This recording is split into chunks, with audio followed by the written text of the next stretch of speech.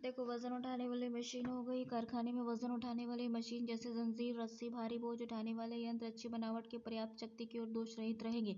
12 महीने में कम से कम एक बार इनका पूर्ण परीक्षण किया जाएगा और इसमें दुर्घटना रोकने के भी पर्याप्त उपाय किए जाएंगे। धारा 29 घूमने वाली मशीनें हो गया। प्रत्येक कारखाने में इस बात के प्रभावकारी उपाय किए जाएंगे कि हर एक घूमने वाली मशीन की गति सुरक्षित, कार्यशील, परिधिक गति से अधिक बढ़ने न पाए। दबाव यंत्र इसके अंतर्गत वर्णित प्रावधान के अनुसार यदि किसी निर्माण प्रक्रिया में प्रयुक्त किसी भी यंत्र का कोई भाग वायुमंडल के दबाव से अधिक दबाव पर चलता है तो वहां इस बात की प्रभावी व्यवस्था की जाएगी कि सुरक्षित, कार्यशील दबाव से अधिक दबाव न बढ़ने पाए। धारा 31 फर्श, सीढ़ियों और पहुंचने के साधन। कारखाने में समस्त फर्श, सीढ़ी, रास्ते और गलियारे मजबूत बनावट के होंगे और उन्हें ठीक प्रकार से रखा जाएगा। आवश्यकता अनुसार मजबूत रेलिंग लगाई जाएगी प्रत्येक ऐसे स्थान तक पहुंचने के लिए जहां किसी भी श्रमिक को जब भी काम करना पड़ता है तो यथासंभव सुरक्षित साधनों की व्यवस्था की जाएगी तथा उन्हें ठीक प्रकार से रखा जाएगा। धारा 32 गड्ढे, हौज, फर्श के सुराख आदि। यदि किसी कारखाने में किसी पात्र, हौज, टंकी, गड्ढा और फर्श की सुराख अपने गहराई, स्थित बनावट या उसमें रखी वस्तु के कारण कोई खतरा उत्पन्न करने की संभावना रखने वाला हो तो उसे सुरक्षित रूप से ढक दिया जाए या उसकी घेराबंदी की जाए। धारा 33 अत्यधिक भार हो गया। प्रत्येक कारखाने में किसी भी व्यक्ति को इतना भारी बोझ उठाने और ले जाने और खिसकाने के लिए नियुक्त नहीं किया जाएगा जिससे कि उसे क्षति पहुंचने की आशंका हो। राज्य सरकार नियम बनाकर प्रौढ़, पुरुष, स्त्री, किशोर और बालकों के द्वारा उठाए जाने वाले अधिकतम बोझ का निर्धारण कर सकती है। धारा 34 आंखों की रक्षा। कारखाने में भी जाने वाली किसी भी विनिर्माण प्रक्रिया में जिसके द्वारा प्रकाश या छोटे छोटे कण के कारण आंखों को हानि पहुंचने का संदेह है वहां सरकार निर्देश दे सकती है कि वहां काम करने वाले व्यक्तियों के लिए चश्मा का प्रबंधन किया जाए। धारा 35 उसका देखो खतरनाक धुआं, गैस आदि से सुरक्षा। धारा 36 इसके अंतर्गत खतरनाक धुएं में प्रवेश की अनुमति पर रोक। धुएं गैस से दम न घुटने के लिए पर्याप्त व्यवस्था। धुएं गैस को निकालने के लिए प्रभावकारी उपाय। खतरनाक धुएं गैस को निकालने के बाद ही प्रवेश की अनुमति। प्रवेश के समय सांस लेने के यंत्र की व्यवस्था। आवश्यकता अनुसार बॉयलर को ठंडा किए जाने की व्यवस्था आदि की भी चर्चा की गई है। राज्य सरकार इसमें छूट देने और उनके विषय में नियम बनाने का प्रबंध कर सकती है। उसके बाद है धारा 37 चलित विद्युत प्रकाश के उपयोग के संबंध में सावधानियां। किसी कल, टंकी, नल, चिमनी या घिरे हुए स्थान में 24 वोल्ट से अधिक का विद्युत उपकरण प्रयुक्त करने या चलित विद्युत प्रकाश के उपयोग की अनुमति नहीं दी जाएगी। यदि ऐसे स्थान पर कोई ज्वलनशील गैस, धुआं, धूल उठती हो तो ऐसी दशा में ज्वलनशील लैंप के अलावा अन्य बनावट के लैंप और प्रकाश का उपयोग करने की अनुमति नहीं दी जाएगी। ज्वलनशील निषेध। धारा 38 ज्वलनशील धूल, गैस या विस्फोट आदि। यदि कारखाने में किसी भी निर्माण प्रक्रिया से उत्पन्न होने वाली धूल, गैस, धुएं इस प्रकार की है कि उतनी मात्रा में है कि उसमें आग लगने से विस्फोट होने की संभावना हो तो वहां विस्फोट रोकने से समस्त प्रभावकारी उपाय किए जाएंगे। आग लगने की दशा में सावधानी क्या क्या होगी कि प्रत्येक कारखाने में आग से बचाने के निर्धारित साधनों का प्रबंधन किया जाएगा। कमरे के दरवाजे पर न तो ताला लगाया जाएगा और न ही उन्हें कसकर बंद किया जाएगा। ऐसी व्यवस्था की जाएगी कि दरवाजे अंदर की ओर खोले जा सकें। आग लगने की दिशा में चेतावनी देने के लिए प्रभावकारी और स्पष्ट रूप से सुनाई देने वाले साधनों का प्रबंध किया जाएगा। आग लगने की स्थिति से सभी व्यक्तियों को सुरक्षित बचाने का उपाय किया जाएगा। आग बुझाने के लिए आवश्यक उपकरण तथा सुविधाएं होनी चाहिए। धारा 39 भवन एवं यंत्रों की सुरक्षा। यदि कारखाना निरीक्षक को ये प्रतीत होता है कि कारखाने का भवन या उसका कोई भाग खराब दशा में है जिससे श्रमिक को असुरक्षा हो सकती है तो वे निम्नलिखित आदेश देकर ऐसे निर्देश दे सकता है जो उसकी नज़र में उपयुक्त है। यदि खतरे की अधिक संभावना है तो उसे बंद करने का आदेश दे सकता है। धारा 40 भवनों का रखरखाव। यदि कारखाना निरीक्षक को यह ज्ञात होता है कि कारखाने का भवन या उसका कोई भाग क्षतिग्रस्त दशा में है, श्रमिक के स्वास्थ्य और कल्याण पर बुरा प्रभाव पड़ सकता है तो ये लिखित आदेश देकर ऐसे निर्देश दे सकता है जो उसकी नज़र में उपयुक्त हो। धारा 40 सुरक्षा अधिकारी। जिस कारखाने में 1000 या उससे अधिक श्रमिक नियोजित हो और निर्माण प्रक्रिया में श्रमिकों को शारीरिक चोट लगने या जहर फैलने या बीमार होने या स्वास्थ्य खराब होने का खतरा हो वहाँ राज्य सरकार द्वारा सुरक्षित कर्म अधिकारियों की नियुक्ति करने का आदेश दे सकती है। धारा 40 भी सुरक्षा संबंधी नियमों नियम बनाने की शक्ति। राज्य सरकार श्रमिकों की सुरक्षा के लिए नियम बना सकती है। धारा 41 खतरनाक संक्रिया। यदि किसी कारखाने में ऐसा कार्य होता है जहां नियोजित व्यक्तियों को शारीरिक क्षति या रोग का गंभीर खतरा हो, वहां राज्य सरकार विशेष नियम बना सकती है। धारा 87 गंभीर परिसंकट के कारण नियोजन के प्रतिबंध की शक्ति। यदि किसी कारखाने में नियोजित श्रमिकों को कारखाने के किसी भाग में दुर्घटना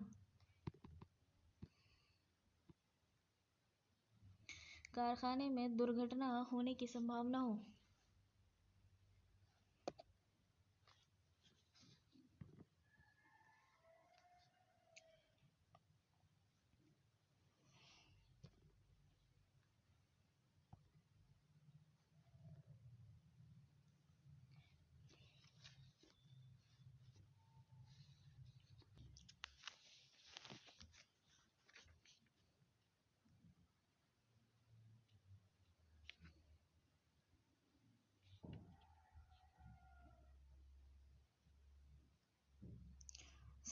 हो, वहां पर राज्य सुरक्षा अधिकारियों की नियुक्ति करने का आदेश दे सकती है।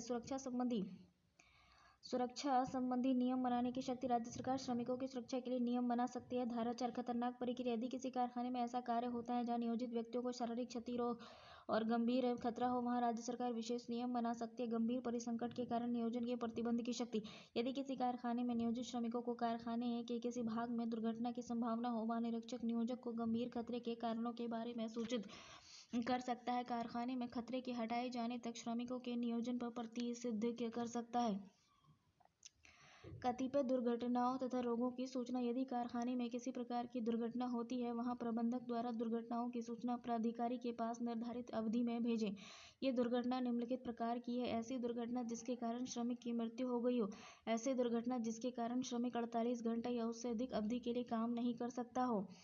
धारा 88 नमूने लेने की शक्ति। यदि कारखाना निरीक्षक को इस बात का पता लग जाए कि किसी कारखाने में किसी पदार्थ के व्यवहार से बनाए गए नियमों का उल्लंघन होता है या श्रमिकों को शारीरिक क्षति होती है, तो वे काम के घंटों के दौरान प्रबंधन को सूचित करने के बाद इस पदार्थ का नमूना ले सकता है। धारा 91 सुरक्षा एवं व्यावसायिक स्वास्थ्य सर्वेक्षण। कारखाना निरीक्षक राज्य सरकार या उपयुक्त अधिकारियों द्वारा अधिकृत व्यक्ति, प्रबंधन या अन्य प्रभारी व्यक्ति को लिखित आदेश देने के बाद व्यावसायिक स्वास्थ्य सर्वेक्षण कर सकता है। धारा 91A परिसंकटमय प्रक्रियाओं से संबद्ध उपबंध। यह प्रावधान कारखाना अधिनियम में संशोधन कर 1987 में जोड़ा गया।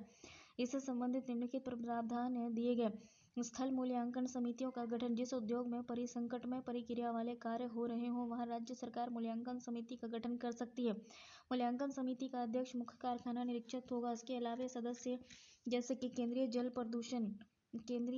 प्रदूषण निवारण नियंत्रण बोर्ड, वायु प्रदूषण, जल प्रदूषण, भारत सरकार की मौसम विभाग आदि के प्रतिनिधि समिति में रहेंगे।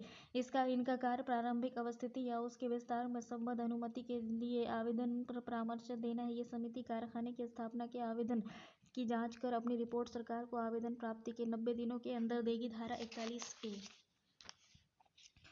अधिष्ठाता द्वारा जानकारी की अनिवार्यता के रूप में प्रकट करना। वैसे कारखाने जहां संकटमय प्रक्रिया वाले कार्य होते हों, वहां कारखाने के अधिष्ठाता तथा नियोजित श्रमिक एवं मुख्य कारखाना निरीक्षक संबंधित स्थानीय प्राधिकरण और आसपास के लोगों को खतरे की जानकारी देना आवश्यक है। धारा 41B परिसंकटमय प्रक्रिया के संबंध में अधिष्ठाता का विशिष्ट दायित्व।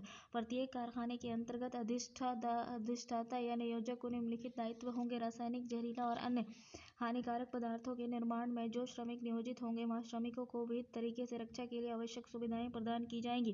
कारखाने के सभी श्रमिकों के संबंध में स्वास्थ्य संबंधी और चिकित्सकीय रिकॉर्ड रखना आवश्यक है।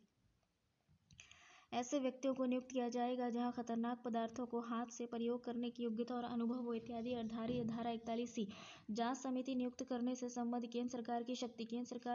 केंद्र सरकार खतरनाक प्रक्रिया वाले कारखानों में घटने वाली घटना की स्थिति की जांच समिति की नियुक्ति करेगी। समिति में एक अध्यक्ष सहित 2 अन्य सदस्य रहेंगे। समिति का मुख्य कार्य कारखाने में स्वास्थ्य और सुरक्षा के संबंध में जांच करना है। साथ ही किए गए लापरवाही के कारण लोगों के प्रभावित होने के कारणों का पता लगाना है। समिति ऐसी घटना की पुनरावृत्ति को रोकने से संबद्ध सुझाव दे सकती है। धारा 41D आपातकालीन मानक। यदि किसी कारखाने में खतरनाक प्रक्रिया के लिए आपातकालीन मानक निर्धारित नहीं किया गया हो या मानक अपर्याप्त हो तो केंद्र सरकार कारखाना सलाह सेवा श्रम संसाधन के महानिदेशक और अन्य विशिष्ट संस्थापक को आपातकालीन मानक तैयार करने का निर्देश दे सकती है। रासायनिक और विषैले पदार्थों के आच्छादन की अनुज्ञेय सीमाएं।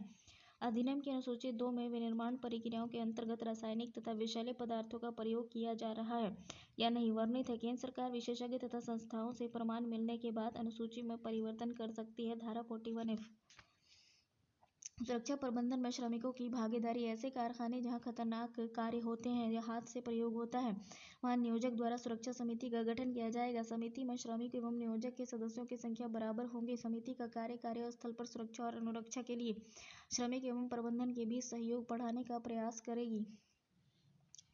खतरे की चेतावनी देने के बारे में श्रमिकों का अधिकार। यदि किसी खतरनाक प्रक्रिया में नियोजित श्रमिकों को आशंका है कि दुर्घटना के कारण उनके जीवन या स्वास्थ्य के खतरे की संभावना है तो वे इसकी सूचना अधिष्ठाता एजेंट और प्रबंधक और कारखाने के निरीक्षक या अन्य व्यक्ति को दे सकता है। ये सूचना स्वयं और सुरक्षा समिति के प्रतिनिधियों के माध्यम से दिया जा सकता है। यदि अधिष्ठाता की समझ खतरे की संभावना हो तो वे तुरंत उपचारिक कदम उठा सकता है। कल्याण संबंधी उपबंध। इस अधिनियम में श्रमिकों के कल्याण संबंधी विशेष प्रावधान दिए गए हैं जो निम्नलिखित है। धुलाई की सुविधा। 8वां कल्याण संबंधी उपबंध। अब देखो धुलाई की सुविधा हो गया। सभी कारखाने में उचित संख्या में श्रमिक के लिए धुलाई की व्यवस्था करना अनिवार्य है। पुरुष महिला श्रमिक के लिए अलग अलग धुलाई की व्यवस्था की जाएगी। जो पर्दा युक्त हो यह स्थान साफ सुथरा रखा जाएगा। धारा 42 वस्त्र को रखने और सुखाने की सुविधा। नियोजक द्वारा श्रमिकों के वस्त्र को रखने सुखाने की उचित व्यवस्था की जाएगी। यह व्यवस्था काम के घंटों के दौरान होगी। राज्य सरकार इस संबंध में कानून बना सकती है। धारा 43 बैठने की सुविधा। प्रत्येक कारखाने में खड़े होकर काम करने वाले सभी श्रमिक के बैठने के लिए उपयुक्त व्यवस्था की जाएगी ताकि काम के दौरान मिलने वाले विश्राम के अवसरों का लाभ उठा सके। यदि मुख्य कारखाना निरीक्षक की राय में किसी विनिर्माण प्रक्रिया में बैठकर कार्य करना संभव हो तो वह सभी श्रमिकों को बैठकर काम करने का आदेश दे सकता है। धारा 44 प्राथमिक उपचार की व्यवस्था। प्राथमिक उपचार की व्यवस्था। सभी कारखाने में 150 श्रमिकों के लिए प्राथमिक उपचार की व्यवस्था की जाएगी। इसके लिए प्राथमिक उपचार बॉक्स कार्यस्थल पर रखे जाएंगे। बॉक्स के साथ साथ एक व्यक्ति जिसे मान्यता प्राप्त संस्थान से प्राथमिक उपचार चिकित्सा का प्रमाण पत्र हो साथ होना चाहिए। यदि कार्यरत लोगों की संख्या 500 से अधिक हो तो एम्बुलेंस रूम की व्यवस्था की जाएगी।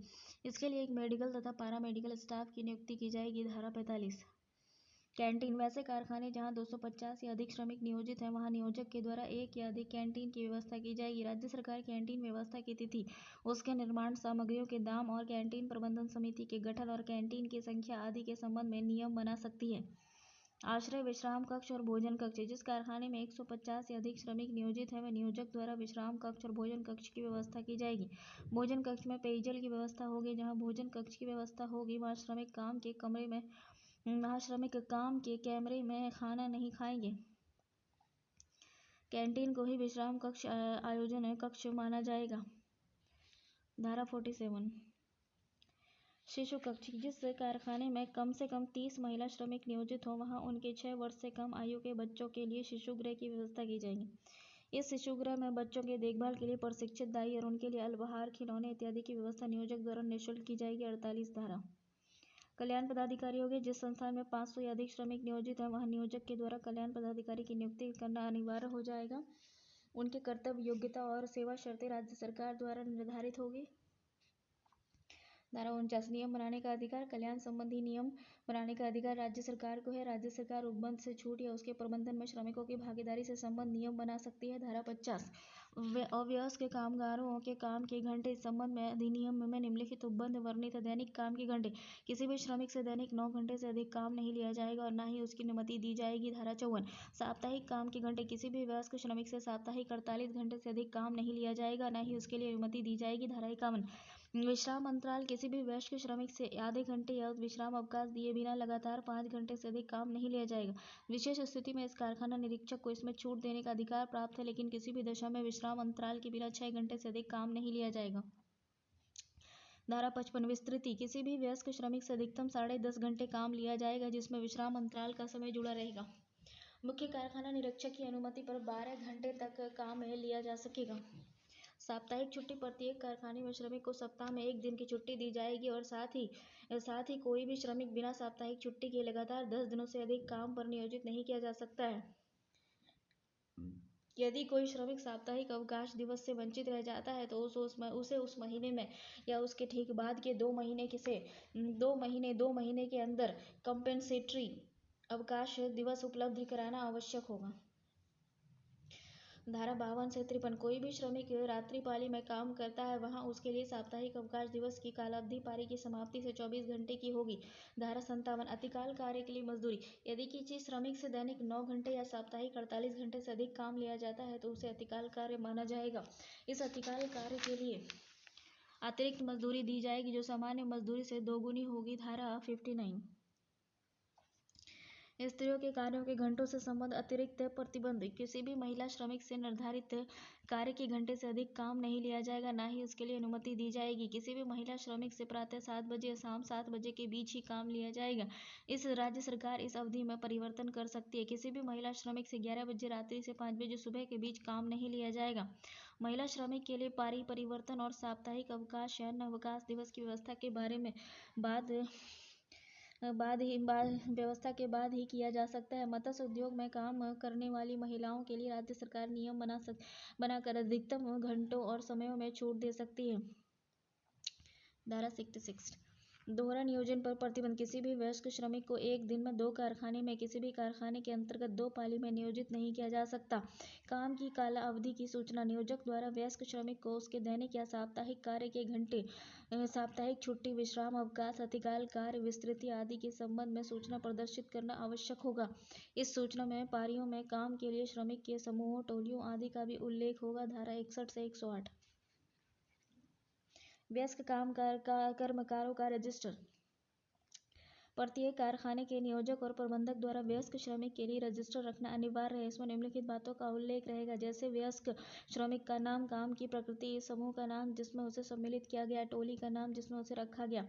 धारा 61, 62, 63 कार्य के घंटे से संबंध उपबंध से छूट। कुछ स्थितियों में दैनिक कार्य के घंटे, विश्राम अंतराल, विस्तृति, साप्ताहिक अवकाश दिवस से संबंध उपबंधों से छूट दी जा सकती है। इसके अतिरिक्त अधिनियम में कुछ विशेष प्रकार के श्रमिक के कामों और स्थितियों का उल्लेख किया गया है। इसके संबंध में काम के घंटे से छूट देने के लिए राज्य सरकार नियम बना सकती है।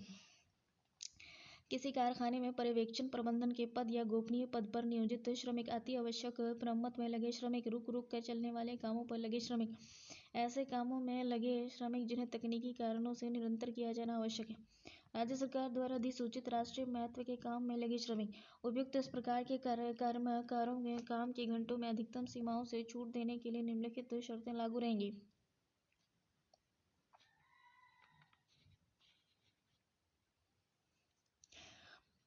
दैनिक कार्य के घंटे की कुल संख्या 10 घंटे से अधिक नहीं होगी। विश्राम अंतराल सहित दैनिक विस्तृति 12 घंटे से अधिक नहीं होगी। अतिकाल सहित साप्ताहिक कार्य के घंटों से अधिक नहीं होगी। अतिकाल काम किसी एक तिमाही में 50 घंटे से अधिक नहीं होगी। ये नियम अधिकतम 5 वर्षों तक लागू रहेगा। अल्पवय व्यक्ति का नियोजन हो गया। इस संबंध में निम्नलिखित उपबंध दिए गए हैं। बालकों के नियोजन पर प्रतिषेध। किसी भी बालक को 14 वर्ष से कम आयु के किसी कारखाने में नियोजित नहीं किया जाएगा, ना ही इसके लिए अनुमति दी जाएगी। धारा 68 अल्पवय व्यक्तियों का नियोजन और योग्यता प्रमाण पत्र। बालक किशोर को किसी भी कारखाने में तभी नियोजित किया जाएगा जब प्रबंधन के पास प्रमाणकर्ता चिकित्सक द्वारा निर्गत योग्यता प्रमाण पत्र हो। ऐसे व्यक्ति कार्य के समय उस समय आश्रय का टोकन रखता है। योग्यता प्रमाण पत्र के लिए एक आवेदन अल्पवय व्यक्ति स्वयं या उसके माता पिता या संरक्षक या प्रबंधक द्वारा दिया जाएगा। आवेदन प्राप्ति के बाद प्रमाणकर्ता सर्जन और व्यक्ति की जांच करेगा और काम करने की योग्यता निर्धारित करेगा। इसके लिए प्रमाण पत्र देगा। प्रमाण पत्र 2 तरह का दिया जाएगा। पहला, अल्पवय व्यक्ति 14 वर्ष का हो चुका है जिसके लिए बालक का प्रमाण पत्र दिया जाएगा। दूसरा, जिसने अपनी आय का 15वां वर्ष पूरा कर लिया है उसे वयस्क का प्रमाण पत्र दिया जाएगा। योग्यता प्रमाण पत्र जारी होने की स्थिति से 12 महीने की अवधि तक मान्य होगा और इसके बाद नवीकरण करना आवश्यक होगा।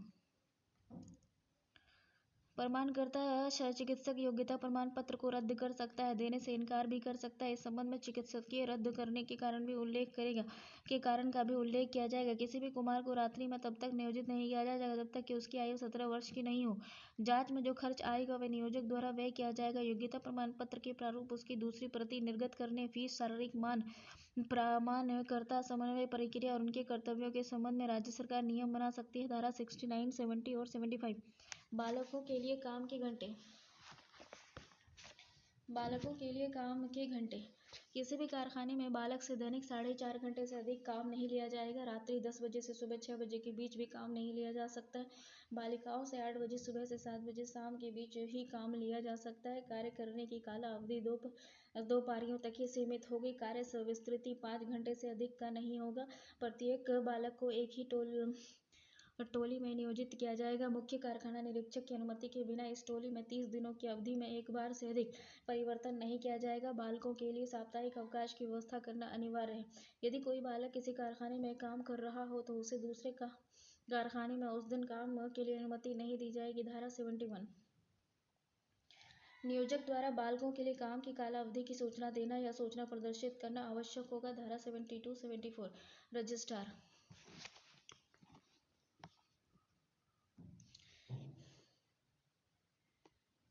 प्रत्येक बालक श्रमिक के लिए नियोजक द्वारा रजिस्टर रखना आवश्यक होगा। इसमें बालक के काम, कार्य की प्रकृति, समूह का नाम, टोली का नाम, योग्यता प्रमाण पत्र की संख्या इत्यादि का उल्लेख रहेगा। रजिस्टर कारखाना निरीक्षक के मांगने पर नियोजक द्वारा दिया जाएगा। धारा 73, 74। सवेतन वार्षिक छुट्टी। अधिनियम में इस संबंध में निम्नलिखित उपबंध दिए गए हैं। सवेतन वार्षिक छुट्टी की दर। किसी कारखाने के कोई भी श्रमिक जिसने किसी कैलेंडर वर्ष के दौरान 240 या उससे अधिक दिनों तक कार्य किया है तो वह व्यक्ति सवेतन अवकाश के अधिकारी माने जाएंगे। उस व्यक्ति को निम्नलिखित दर से मजदूरी सहित छुट्टी दी जाएगी। वयस्क श्रमिक के लिए 20 दिनों के कार्य के लिए 1 दिन तथा बालक के लिए 15 दिनों के कार्य के लिए 1 दिन का सवेतन अवकाश प्राप्त होगा। योग्यता की शर्तें। किसी भी श्रमिक को सवेतन वार्षिक छुट्टी के हकदार होने के लिए पूर्ववर्ती कैलेंडर वर्ष में 240 दिनों तक कार्य करना आवश्यक है। 240 दिनों की गणना में निम्नलिखित छुट्टियां सम्मिलित की जाएगी। जबरी छुट्टी। महिला श्रमिक को 12 सप्ताह की प्रसूति छुट्टी ये तो बदल गया है ना, 12 सप्ताह 26 सप्ताह का छुट्टी का उपयोग के लिए जाने वाले वर्ष के पूर्व में उपार्जित छुट्टी, लेकिन कर्मचारी को दो दी जाने वाली सवेतन छुट्टी के बीच आने वाले अवकाश के दिनों की गणना नहीं की जाएगी। सेवाोन्मुख।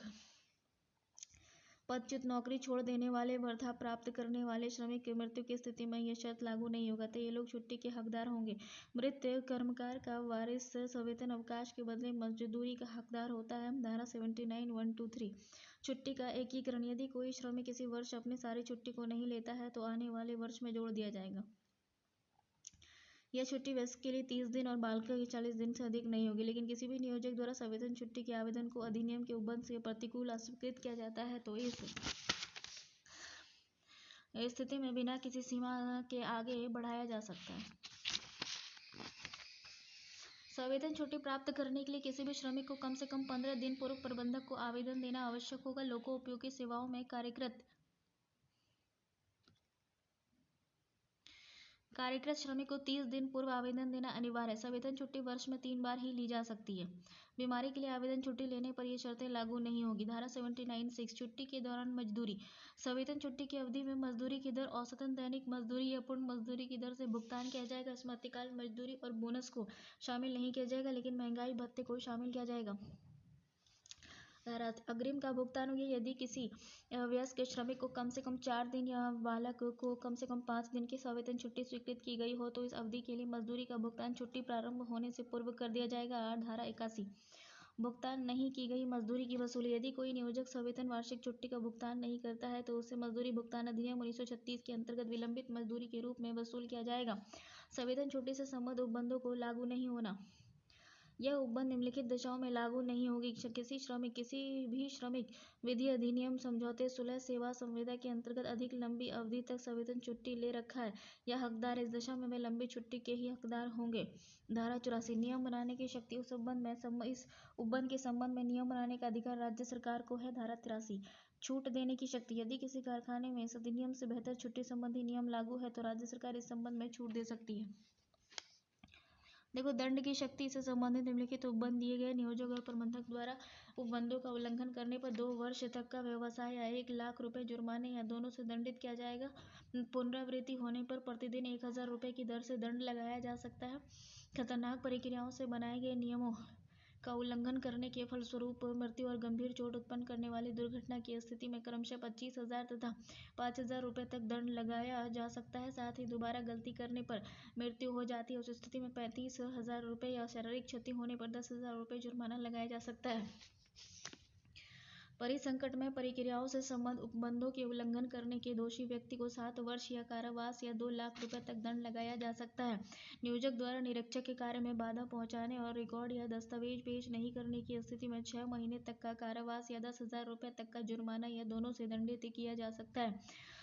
थूकदान से अलग थूकने अधिनियम के नियमों का उल्लंघन करने और दूसरे श्रमिक के शारीरिक योग्यता प्रमाण पत्र की प्रयोग में लाने या अपने दायित्वों की अवहेलना करने की स्थिति में 5 रुपये से लेकर 1,000 रुपये तक के जुर्माने या 2 से 3 महीने तक का कारावास या दोनों ही हो सकता है।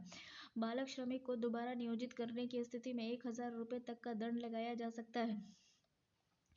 आलोचनाएं। इस प्रकार इस अधिनियम के उपबंध के लागू होने के बाद श्रमिकों की दशाओं में बेहतर तरीके से सुधार हुआ है। उनकी सुरक्षा, स्वास्थ्य और कल्याण के क्षेत्र में कारखानों में बेहतर सुविधाएं प्रदान की जाती हैं। साथ ही खतरनाक कामों में लगाने पर पाबंदी लगा दी गई है, जिससे वयस्कों के साथ अल्पवय व्यक्तियों को काफी लाभ हुआ है। इस लाभ के बावजूद इस अधिनियम में कुछ कमियां भी हैं, जैसे कि कारखाना अधिनियम 1948 एक बृहत कानून है, लेकिन इसका विस्तार क्षेत्र बहुत ही संकुचित है। इनकी परिभाषा भी संकुचित है, जिसके कारण बहुत सारी नई निर्माण प्रक्रियाओं का समावेश नहीं हो पाया है। राज्य सरकार या मुख्य कारखाना निरीक्षक को स्वास्थ्य सुरक्षा के कार्य के घंटे आदि से संबंध कई क्षेत्रों में छूट देने का अधिकार है। नियोजक द्वारा भरपूर लाभ उठाया जाता है। ये संरक्षणात्मक श्रम विधान है। इसका उद्देश्य श्रमिकों की कार्य की दशाओं से संबंध न्यूनतम मानकों की स्थापना करना है। इसका लाभ उठाने के लिए नियोजक इन मानकों से उच्च स्तर की दशाओं भी उपलब्ध करा सकता है। कारखाना निरीक्षक की संख्या अपर्याप्त है, जिस कारण निरीक्षक का कार्य व्यवस्था ढंग से नहीं हो पाता है। निरीक्षण का कार्य व्यवस्थित ढंग से नहीं हो पा रहा है। बिहार में तो 50% कारखाने अनिरीक्षित ही रह जाते हैं, जिसके कारण परेशानियां होती रही हैं। नियोजक द्वारा कल्याण पदाधिकारी की नियुक्ति करने की व्यवस्था है, जो नियोजकों के पक्ष में काम करने लगते हैं और इसकी संभावना रहती है। इस प्रकार संयुक्त कमियों को दूर किया जाए तो निश्चय ही श्रमिकों की संरक्षण एवं सुरक्षा देने में यह अधिनियम कारगर साबित होगा।